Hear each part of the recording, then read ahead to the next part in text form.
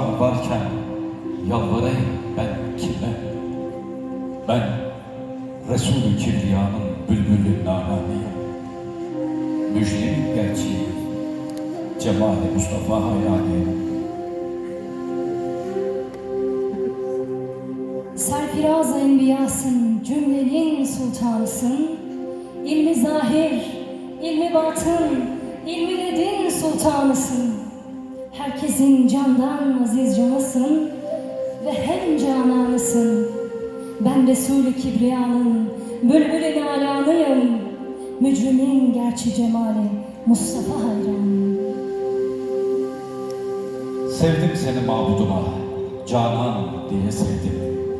Bestesi, la etri, güftesi, cemali ait olan bu güzel eseri solistimiz Can San seslendirecek ve de o kıymetli alkışlarımız, kıymetli solistimiz Can San için geliyor efendim.